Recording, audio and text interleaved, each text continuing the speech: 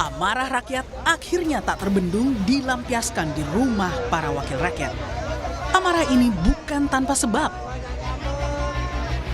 Tingginya tunjangan anggota DPR yang sangat bertolak belakang dengan realita ekonomi masyarakat membuat para mahasiswa dan pelajar berunjuk rasa dan menuntut tunjangan tak masuk akal itu dihentikan.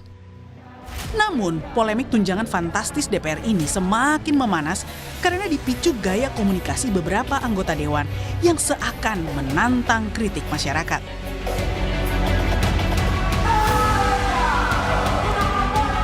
Hingga akhirnya bergema tuntutan agar DPR dibubarkan. Hal ini memancing Wakil Ketua Komisi 3 DPR dari fraksi Nasdem Ahmad Sahroni mengeluarkan kata-kata yang dinilai menghina nalar warga. Silahkan kritik mau ngapain aja boleh, tapi jangan mencaci maki berlebihan, itu kan karena merusak mental manusia yang begitu adalah mental orang sedunia. Ucapan Sahroni ini memancing kritik keras hingga tantangan untuk berdebat dari seorang diaspora Indonesia di Denmark, Salsa Erwina. Menurut Salsa, tunjangan fantastis DPR sangat tak sebanding dengan kinerja mereka. Karyawan dimanapun saat gajinya dinaikkan berarti kinerja mereka itu bagus. Nah sekarang kita pertanyakan apa kira-kira bagaimana kita mengukur kinerja dari DPR.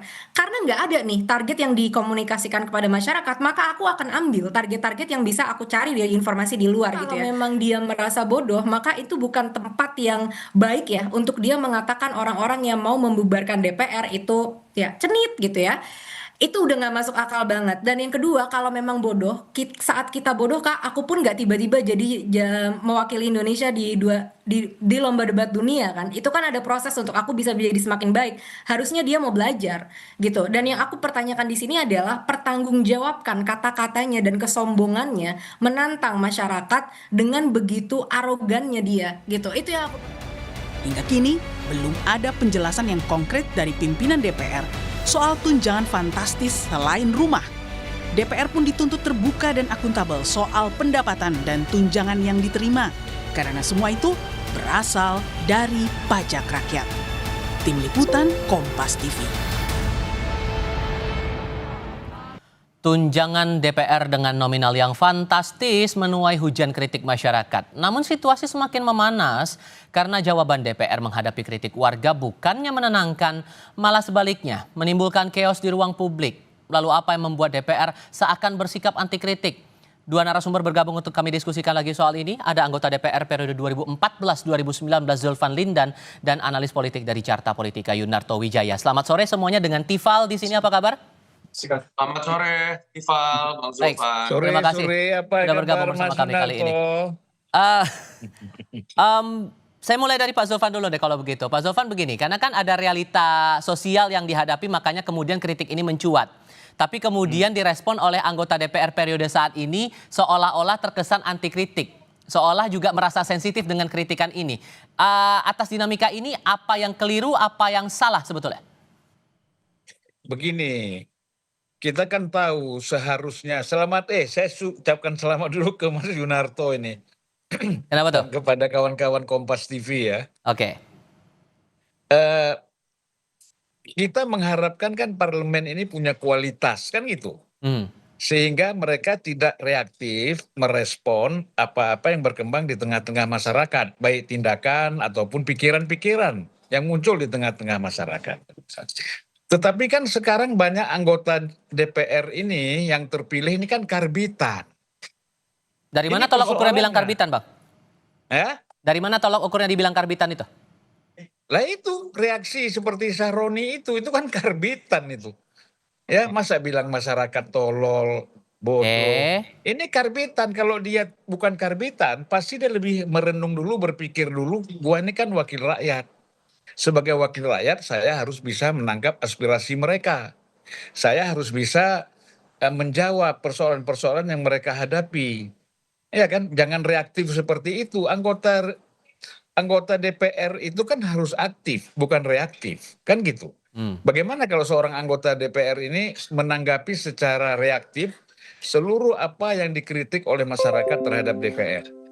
Nah itu kan baru contoh satu aja Sahroni, banyak yang lain misalnya situasi ekonomi kita, keuangan kita dalam keadaan sulit, buruh, guru semua dalam keadaan sulit, lalu kita menerima kenaikan gaji berjoget-joget. Ini kan gila udah ini. Bagaimana kita nggak bilang karbitan ya, mental-mental seperti ini. Saya belum lagi kalau bicara pengalaman saya selama 2 periode menjadi anggota DPR. Mungkin periode 99-2004 itu setelah reformasi itu memang beda ya dengan menjadi anggota DPR pada 2014-2019. Kondisinya itu lingkungannya berbeda sekali. Behavior anggota DPR juga beda sekali. Nah ini nanti akan saya jelaskan. Oke. Ya. Biar Mas Yunarto dulu lah bicara. Boleh, oke. Kalau Mas Yunarto, karena kan sangkut pautnya jadi akhirnya kan begini, kalau dibilang kan, saya ngutip pernyataannya Pak Zulfan tadi, ada istilah karbitan itu tadi. Jadi kan ada pertanyaan kualitas SDM yang terpilih menjadi anggota Dewan sekarang jadi pertanyaan. Kalau Anda punya kacamatanya gimana, Mas Toto? Gini Mas Rival, dari awal saya misalnya diundang TV, media berbicara mengenai DPR memang selalu dalam framing yang negatif. Artinya kalau kita bicara tanpa kondisi aktual pun, riset atau survei, misalnya ketika ditanyakan mengenai kepercayaan publik dan kepuasan publik terhadap semua lembaga negara, DPR itu selalu dalam posisi paling buncit. Sehingga artinya apa sih, kalau puluhan tahun terjadi seperti ini, ada problem yang sifatnya sistemik yang didiamkan, dibiarkan dan dinikmati. Oleh siapa? Oleh kelembagaan DPR-nya sendiri, oleh undang-undang yang mungkin memang membolehkan, atau oleh rumah dari anggota DPR, artinya partai. Memang mendiamkan saja bahwa kemudian kepercayaan publik terhadap lembaga negara tetap dalam posisi yang buruk terhadap mereka. Yang kedua ditambah dengan kondisi aktual yang tadi sedikit Bang Zulfan sudah sebutkan ya, bahwa tidak terasanya kerja dari anggota DPR ini sekarang juga bertemu dengan situasi aktual yang membuat masyarakat semakin marah. Apa sih misalnya ketika kita berbicara mengenai banyak sekali perdebatan mengenai kok banyak sekali variabel pajak yang akan dinaikkan oleh pemerintah. Artinya makin mencekik dan membuat masyarakat mengikat pinggangnya. Di satu sisi kok ada yang tidak masuk akal, tunjangan buat rumah 50 juta per bulan. Rumah seperti apa? Dan ketika coba dijelaskan dalam sebuah komunikasi oleh pimpinan DPR, terjadi keluar sebuah kalimat yang memperlihatkan mereka pun nggak ngerti. Mereka nggak punya basis argumentasi yang kuat, dan mereka hanya menerima. Di sisi lain kita juga kemudian mengetahui bahwa situasi ekonomi Indonesia sedang tidak baik-baik saja ketika banyak kebijakan pemerintah yang sifatnya kontroversial. Kenapa kemudian amarahnya dialamatkan kepada DPR? Karena memang dalam sistem bernegara yang benar, satu-satunya penyaluran yang bisa dilakukan oleh masyarakat ketika tidak puas, ketika keberatan, ketika putus asa dengan kebijakan pemerintah, ya DPR. Tapi kalau kemudian ada pandangan, ada kritik terhadap DPR sendiri, kemudian DPR-nya reaktif, berarti apa yang salah kalau gitu? Ya, ini sebenarnya menunjukkan ya, anggota DPR memang nggak takut sama masyarakat. Kalau kita lihat misalnya, bagaimana positioning seorang anggota DPR memang ada masalah, ada problem yang mendasar, Mas Tifal. Pertama, kalau kita lihat DPR ini takutnya hanya kepada ketua umum. Kenapa? Yang bisa merecall, mengganti mereka kapanpun lewat PAW, itu adalah DPP partainya. Notabene adalah keinginan subjektif dari ketua umumnya. Masyarakat tidak punya saluran untuk kemudian bisa mempertanyakan pertanggungjawaban kinerja dari DPR. Ini juga problem sistemik, Mas Tifal ya. Hanya di Indonesia yang menganut sistem presidensial, tetapi partai itu bisa merecall anggotanya kapanpun sekendak hati dari partai. Di Amerika Serikat itu dilindungi oleh undang-undang dan konstitusi, tidak bisa. Di Filipina itu tidak bisa dilakukan kecuali terjadi pelanggaran berat. Di Indonesia kita tahu kapanpun mereka bisa diganti. Itu yang menyebabkan masyarakat itu ditempatkan oleh anggota DPR hanya ketika mereka berkampanye 5 tahun sekali. Ketika reses dilakukan pun itu bukan dalam konteks mempertanggungjawabkan apa yang dikerjakan, enggak, mereka bagi-bagi. Nah, sorry saya tahan dulu di situ Mas Toto. Bersama dengan kementerian, masyarakat hanya dilihat sebagai objek. Dalam konteks itulah menurut saya memang selain kita harus memberikan penilaian dan kritik yang keras terhadap anggota-anggota DPR secara pribadi sesuai dengan kerjanya, tapi kita juga harus berani membongkar aturan dan sistem, termasuk kita kritik partai Dengan bagaimana hal-hal oke. yang sistemik seperti ini dibiarkan terlalu lama. Dengan fakta seperti itu Pak Zuldan, muncullah semacam candaan di netizen, kalau perlu bikin KPI barulah untuk jadi anggota DPR harus lulus minimal S2 kemudian TOEFL 500. Perlu KPI khusus lagi nggak nih kalau melihat faktanya untuk sekarang aja sudah seperti ini? Halo? Ya Pak Zulfan. Ya, itu apa yang kata Mas Toto tadi, itu sudah pernah kita bicarakan agar anggota DPR itu mengenai kinerja itu dinilai oleh konstituennya. Gitu loh.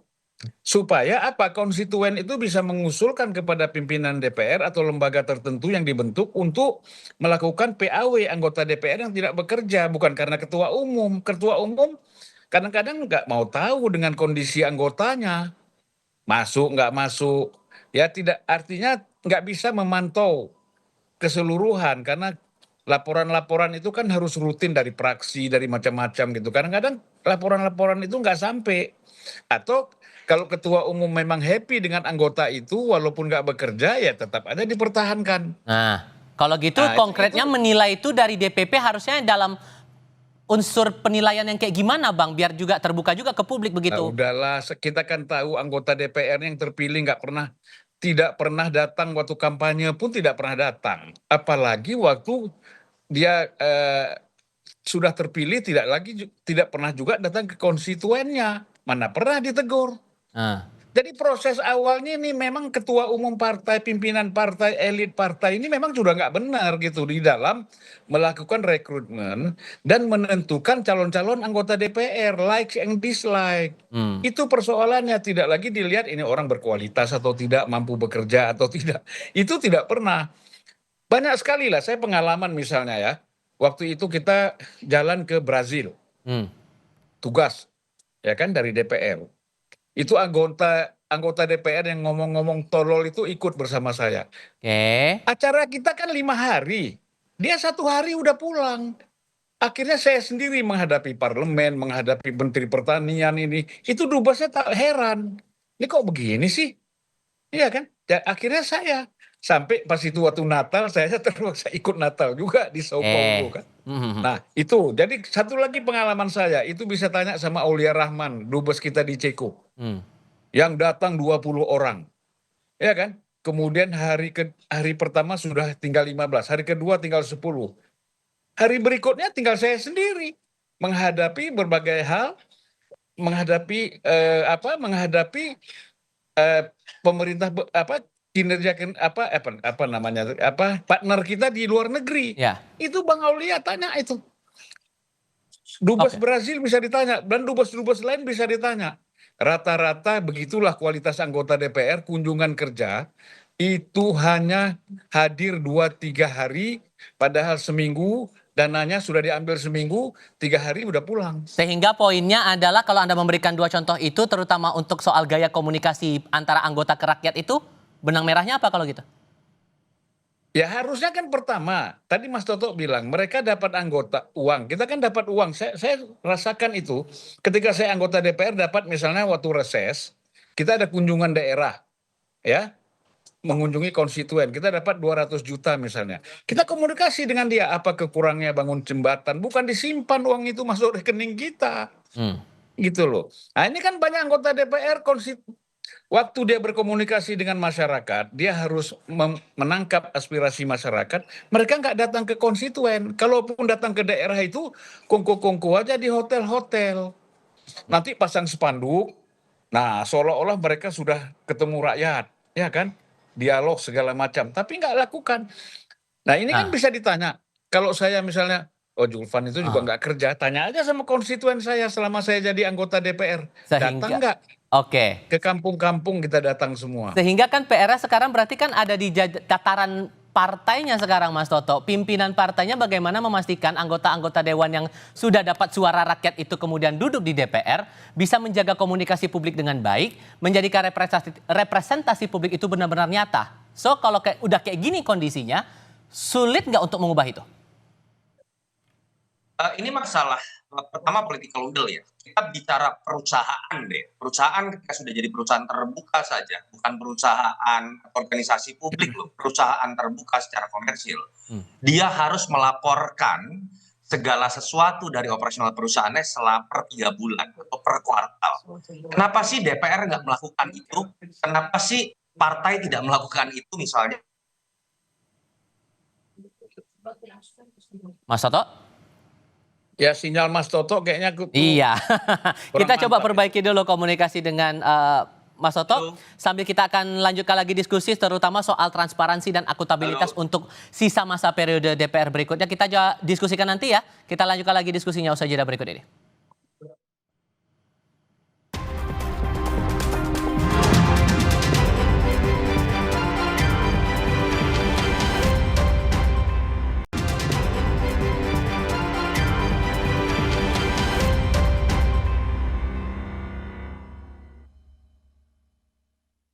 Anda untuk melihat pantauan terbaru dari udara pasca unjuk rasa di Kompleks Parlemen Senayan Jakarta yang meluas hingga bawah tol dalam kota. Visual ini menunjukkan kerumunan massa masih berada di sekitar area pejompongan dan tampak polisi berupaya untuk membubarkan mereka sehingga bisa keluar dari area sekitar DPR beberapa saat yang lalu. Terlihat gas air mata juga masih dilontarkan untuk membubarkan para pengunjuk rasa dan hingga sore ini kericuhan masih terjadi di sekitar kawasan DPR MPR. Ini titik di kawasan Pejompongan dan belum bisa diketahui akan berapa lama memakan waktu pembubaran terhadap massa ini. Di sebelah kiri layar Anda terlihat ini juga beririsan dengan jalur rel kereta dan sedikit banyaknya sudah terimbas juga terhadap perjalanan kereta komuter.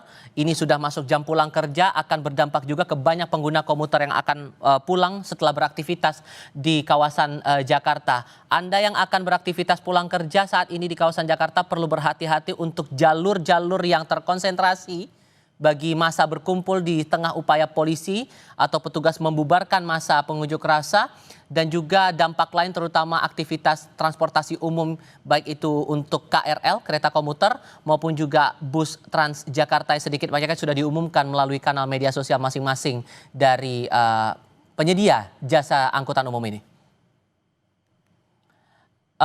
Kita akan coba lanjutkan lagi diskusi kami bersama dengan dua narasumber, mantan anggota DPR RI Zulfan Lindan dan juga Yunarto Wijaya dari Carta Politika. Saya mau coba pastikan dulu Mas Toto, suara saya terdengar jelas ya? Terdengar, Mas Ival. Oke. Sorry. Oke. Sekarang saya coba mau bicara soal transparansi karena kan ini juga yang jadi PR sebetulnya membuat akhirnya kegaduhan semacam ini memuncak bahkan sampai sekarang masih terus terlihat demonstrasi di berbagai daerah. Transparansi itu ada contoh yang sempat disampaikan juga di Parlemen Inggris itu gaji dari anggota dewan itu dipublikasikan secara transparan, itu uang dari mana terpakai berapa saja. Apakah menurut Anda Bang Zulfan itu memungkinkan bisa dilakukan di parlemen kita atau malah akan sulit direalisasikan? Ya sangat mungkin. Saya kira kan memang secara periodik itu kan kita harus melaporkan LHKPN ke KPK.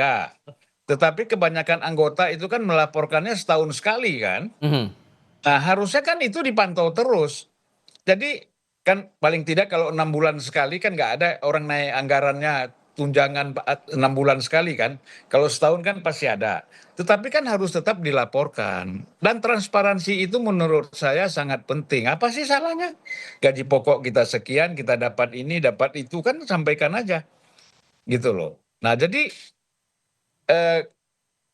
kita bisa lebih hebat daripada Parlemen Inggris kalau memang mentalnya diperbaiki gitu loh. Cuman Jadi, kalau dengan fakta seperti ini, masalah pandangan bahwa ada tunjangan yang dirasa tidak masuk akal atau tunjangan dinaikkan ini tidak perlu tapi malah kesannya reaktif seperti ini, rasanya bakal sulit gak sih untuk kemudian ada transparansi atas gaji para anggota dewan ini menurut Anda? Begini, masalahnya kan pendapatan DPR itu banyak ya. Anda tahu kenapa orang berebut-rebut menjadi badan kerjasama antar parlemen itu?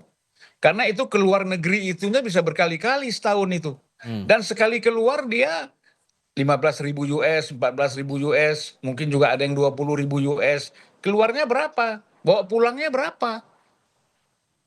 Nah itu kan harus transparan juga. Tapi kan itu tidak pernah dipersoalkan oleh pimpinan partai, oleh institusi DPR-nya sendiri.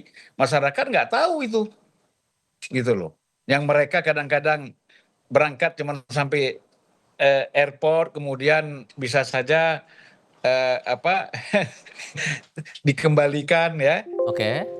diurus oleh travelnya macam-macam. Pendapatan DPR itu banyak sekali. Oke. Ini 50 juta ini kan kalau kita bilang kan hanya yang termanifestasi di tengah-tengah masyarakat. Selain itu kan banyak. Nah, jadi menurut saya sebenarnya begini, persoalan kenaikan tunjangan ini berkaitan dengan kesulitan ekonomi masyarakat sekarang. Kok tega gitu loh. Ya. Kok tega sekali. Ya kan? Masyarakat dikenakan pajak, beras mahal, semua mahal. Terus BPJS-nya juga dipersoalkan, mau ditingkatkan. Tetapi kalau ada gitu, anggota DPR yang harusnya kritis, mengkritisi apa-apa yang terjadi, yang dilakukan oleh eksekutif harus kan dikritisi, bukan mereka menikmati. oke, kalau begitu Mas Toto, ini kan PR-nya kesadaran untuk transparan dan akuntabel atas gaji dan kinerja yang sudah dilakukan selama ini. Masih bisa berharap kita dengan transparansi itu bisa segera terwujud dengan realitas sekarang seperti ini? Mas Tifal, kalau memang niat, partai tinggal kemudian bukan meminta, menginstruksikan setiap anggota DPR punya website pribadi yang diantaranya harus berisikan pertanggungjawaban kinerjanya, pertanggungjawaban ketika menggunakan dana reses. Hanya sedikit sekali anggota DPR yang memiliki website yang memiliki kualifikasi seperti itu. Yang terjadi katanya kan dunia digital. Kita tahu hampir semua DPR punya yang namanya akun sosial media, tapi sebagian di antara kita tahu pamer mobil mewah dan lain-lain lah, saya nggak usah sebut nama. Kalau itu diinstruksikan saja oleh DPP, saya pikir kan akhirnya masyarakat punya sebuah tools yang bisa kemudian mereka nilai, konstituen bisa punya tools untuk membuat mereka bisa menilai. Problemnya agak sulit kita berharap dari political will dari partai. Kelembagaan DPR sendiri kita tahu setiap tahunnya itu tidak pernah transparan seutuhnya, misalnya terhadap fungsi legislasi. Berapa banyak yang dari draft akademik, lalu kemudian risalah itu dibuka. Itu hampir tidak pernah memenuhi dari jumlah yang mereka sahkan. Termasuk kalau DPP kemudian misalnya bisa membuat laporan per 3 bulan, per kuartal layaknya perusahaan terbuka, bisa perlihatkan kan bagaimana kinerja anggota DPR dari hal yang paling kuantitatif deh. Absensi seperti apa. Dari situ aja kita sering mendengar kan, banyak yang sering bolos, tapi kemudian jadi terus-menerus karena tetap diberikan di nomor urut 1. Memang ini berawal dari sebuah political will yang menurut saya memang belum kelihatan niatan serius dari DPP. Dan mau tidak mau dalam kondisi seperti ini, protes-protes dari masyarakat akan terus muncul dan seperti yang kita lihat sekarang. Harus diingat bahwa setahun 6 hari yang lalu, kita juga melihat DPR ini dikepung dalam konteks Indonesia darurat. Ketika kita tahu DPR ingin menggagalkan keputusan MK yang dianggap merupakan representasi suara rakyat terkait dengan pilkada dan pada akhirnya menjadi gagal. Tapi kan kita tidak mau terus-menerus terjadi situasi seperti ini. Yang terakhir saya berharap sekali lah, Pak Prabowo ini kan niatannya katakanlah sangat besar untuk kemudian membuat negara ini maju. Pak Prabowo jangan menambah kerusakan carut-marut dari tidak bekerjanya DPR dengan Anda membangun koalisi sebesar-besarnya, bahkan kalau bisa semua partai masuk dalam koalisinya. Karena ketika itu terjadi, fungsi pengawasan mati, fungsi anggaran mati, fungsi legislasi itu juga hanya akan nurut kepada apa yang diinginkan oleh pemerintah. Padahal dalam sistem presidensial, publik itu memilih 2 kali, memilih eksekutif atau presiden dan memilih legislatif supaya mereka berantem tanda kutip secara tata negara, sehingga ketika ada kebijakan yang dianggap tidak representatif, DPR bisa berfungsi. Ketika Pak Prabowo ingin merangkul semuanya menjadi bagian dari pemerintahannya dengan diberi kursi menteri, pada titik inilah kita melihat DPR akhirnya menjadi hanya datang, diam, dan duduk. Satu pertanyaan terakhir untuk masing-masing. Karena kalau kembali lagi ke kontroversi cara jawab DPR hadapi kritik rakyat ini. Kalau menurut Anda Pak Zulfan, perlukah ada semacam, ini tiba-tiba terpikir aja sih. Karena kan ada beda jawaban yang dikeluarkan antara pimpinan dengan anggota kemarin itu. Dibilang penjelasan rincian tunjangan datang dari pimpinan, sementara anggota tidak tahu soal rincian tunjangan itu. Menurut Anda perlu nggak sih ada protokoler khusus, entah itu juru bicara khusus menjelaskan masalah soal tunjangan atau hal-hal fasilitas yang diberikan semacam ini? Karena ini kan sensitif juga isunya. Kembali lagi soal transparansi. ya kita kan kalau gitu saling salah menyalahkan. Itu kan semua pimpinan DPR kan mengkomunikasikan kepada praksi. Mereka sudah tahu lah, nggak mungkin mendadak tiba-tiba ada seperti itu. Semuanya sudah diinformasikan kepada anggota. Mana ada sistem administrasi kita tiba-tiba gitu kan nggak ada. Jadi begini Mas Toto ya, saya berapa kali sebagai anggota DPR, saya berbeda dengan Pak Surya Paloh dan saya berdebat sama dia. Hmm. Ketika waktu itu mau bikin holding Pertamina, saya bilang saya tidak setuju. Bagaimana Pertamina jadi holding sementara PGN, perusahaan gas itu keuntungannya lebih besar. Baik. Nah, dia mungkin ditelepon nggak tahu saya oleh menteri atau oleh presiden, saya disuruh gini. Nggak bisa saya bilang, saya lawan. Kalau abang pun menentang saya lawan. Nggak ada urusan saya bilang, mau PAW, PAW. Saya tegaskan gitu sama Pak Surya. Akhirnya dia bilang, ya udah, aku setuju dengan pikiran kau. Sehingga ini tergantung pada individu lagi menurut Anda ya Mas Toto? Iya. Tidak bisa hanya berapa banyak orang seperti Bang Zulfan. Dan kita tahu akhirnya mental juga begitu ya. Artinya kan sebenarnya ada beberapa hal yang memang ini tidak mudah kita bicarakan dalam waktu beberapa menit. Sistem recall menurut saya itu harus dihapus. Kita pernah menghapus sistem recall yang memberikan kewenangan penuh hanya kepada DPP partai untuk mengganti anggota DPR. Tahun 99 recall itu kemudian diganti. 2003 itu muncul kembali yang menyebabkan suasana psikologis dari anggota DPR. Dia nggak peduli sama masyarakatnya, dia takut sama ketua umumnya saja. Itu yang pertama. Yang kedua, ayo kalau memang ada niatan dari partai-partai supaya tidak kemudian terus-menerus dimusuhi, termasuk anggota DPR-nya, yuk dorong keluarkan instruksi untuk membuat transparansi melalui kanal-kanal yang memang dalam dunia digital itu sangat mudah untuk diinstruksikan untuk dibuat oleh setiap anggota DPR. Prakteknya sampai sekarang itu tidak nyampe 10%. Mereka yang kemudian membuat pertanggungjawaban seperti ini yang bisa diakses oleh siapapun. Yang ketiga harus dimulai dari kelembagaan DPR-nya.